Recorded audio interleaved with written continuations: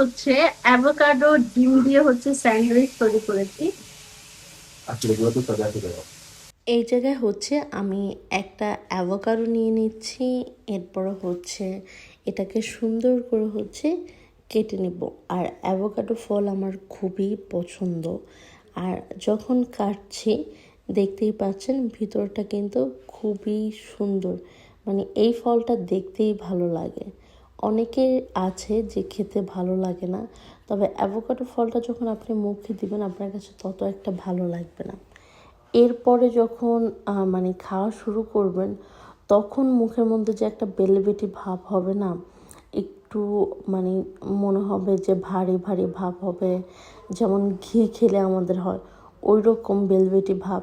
ওইটা আমার কাছে বেশ পছন্দ এবং এটার যে স্মেলটা এটাও আমার কাছে বেশ পছন্দ, মানে খুবই ভালো লাগে। আমার পছন্দের ফলের তালিকায় একটা অ্যাভোকাডো ফল, যদি অনেকের কাছেও ভালো লাগে না তবে এটা অনেক বেশি হেলদি। তো যাই হোক, এখন হচ্ছে আমি একটা ফল হচ্ছে সুন্দর করে কেটে নিচ্ছি। তো এইটা হচ্ছে আমি ব্রেডের উপরে দিব, সেজন্য হচ্ছে একদমই হচ্ছে চিকন চিকন করে স্লাইস করে নিচ্ছি, দেখতেই পাচ্ছেন। আর এই ফলটা কাটতে এত বেশি ভালো লাগে কারণ অনেক বেশি সফট হয়ে থাকে। তো এরপর হচ্ছে আমি একটা ডিম ম্যাশ করে নিচ্ছি আর সস দিয়ে দিচ্ছি নর্মাল টমেটো কেচাপ, মেয়োনিজ, তারপর হচ্ছে হালকা একটু চিলি ফ্লেক্সও দিয়ে দিব স্পাইসির জন্য, এবং হচ্ছে একটু পেঁয়াজ দিয়ে দিচ্ছি। আর আমি হচ্ছে রুটিটা টোস্ট করার জন্য দিয়ে দিয়েছি এয়ার ফ্রাইতে, হালকা একটু ভাজা হবে, তো এটাতে খেতে আরও ভালো লাগে।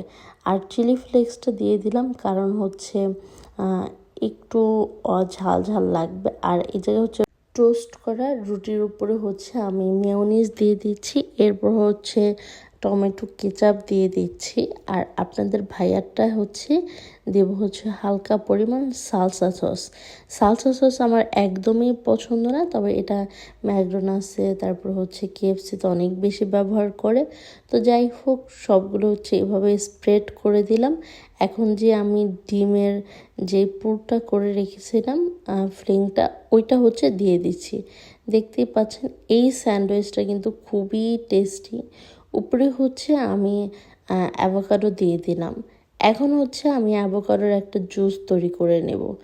জুস তৈরি করার জন্য অ্যাভোকাডো দিয়ে দিলাম, দুধ দিয়ে দিলাম, চিনি দিয়ে দিলাম এবং 2 চামচ গুঁড়া দুধ দিয়ে এখন খুব ভালো করে হচ্ছে ব্লেন্ড করে নেব। আমি একটা হ্যান্ড ব্লেন্ডার দিয়ে করে নিচ্ছি। আর এই জুসটাও ছিল অসাধারণ। গরমের মধ্যে আসলে এমন একটা জুস খেলে মনে হয় যে একদম মন প্রাণ সব কিছু হচ্ছে জুড়িয়ে যায়। তো আমি জুসের ঘনত্বটা একটু কম রেখেছি কারণ এটা ফ্রিজে রাখার পরে কিন্তু আরও বেশি ঘন হয়ে যাবে। আর কালারটা দেখেন, কালারটা কিন্তু অসাধারণ, খুবই মজার হচ্ছে অ্যাভোকাডো ডিম দিয়ে হচ্ছে স্যান্ডউইচ তৈরি করেছি। এটা হচ্ছে অ্যাভোকাডো জুস।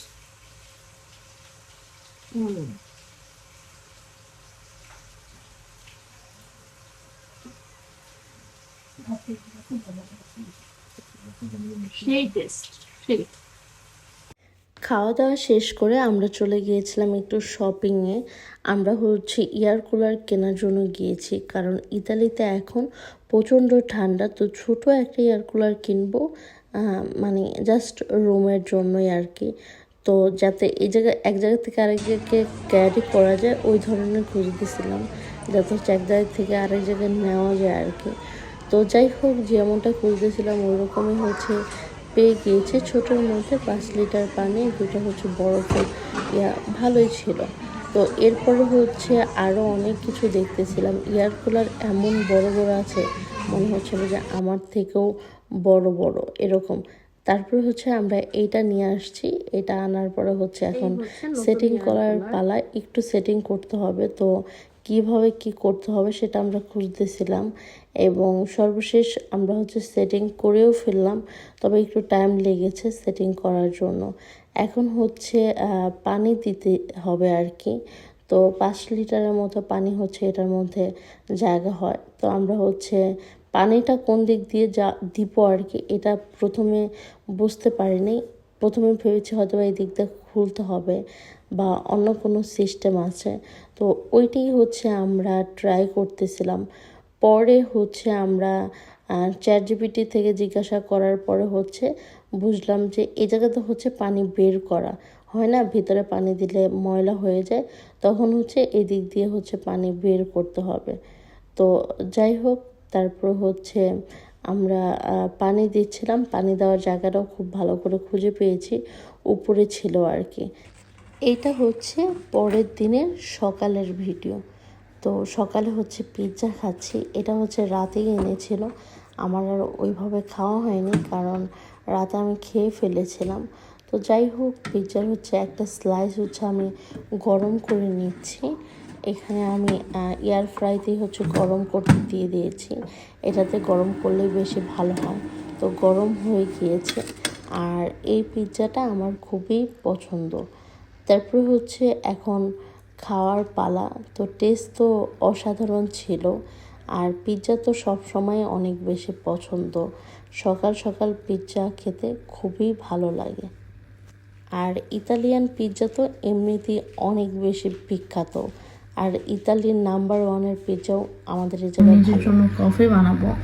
তো প্রথমে ভেবেছিলাম যে কফির মেশিনে হচ্ছে কফি বানাবো এইটা দিয়ে, কিন্তু এখন চিন্তা করতেছি যে এটা দিয়ে বানাতে একটু টাইম লাগবে, আসলে অতটা টাইম আমার কাছে নাই।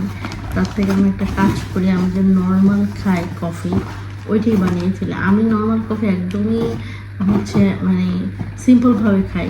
প্রথমে হচ্ছে একটু কফি নিই, তার মধ্যে একটু পানি দিই, তার মধ্যে হচ্ছে কী বলে থাকে, তার মধ্যে হচ্ছে মানে ওভেনের মধ্যে দিয়ে আমি 13 সেকেন্ডের মতো হচ্ছে ওইটাকে গরম করি, তাহলেই হচ্ছে আমার কফি হয়ে যায়। আমি যেহেতু সবসময় ব্ল্যাক কফি খাই। আর এই কফিটা হচ্ছে ভিতরে হচ্ছে ছোটো একটা প্যাক আছে, টি ব্যাগ যেমন থাকে ওই রকম।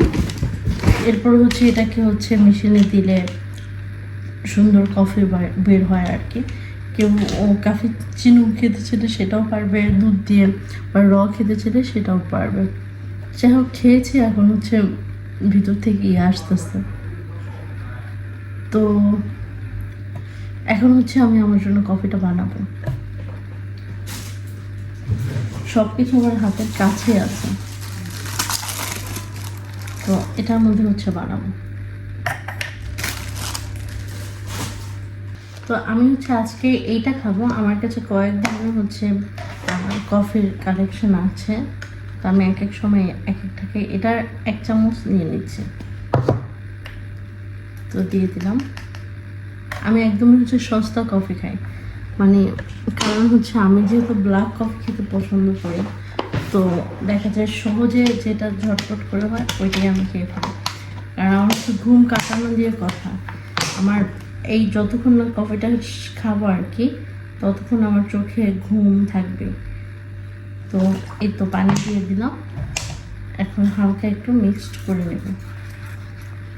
এখন এটাকে হচ্ছে মাইক্রো ওভেনে দিয়ে হচ্ছে, আর ঘনত্বটা আমি এরকম রেখেছি, এটা পাতলা হয়ে যাবে যদি গরম হয় আর কি। 13 সেকেন্ড হচ্ছে এটা হচ্ছে মাইক্রো ওভেনে দিব।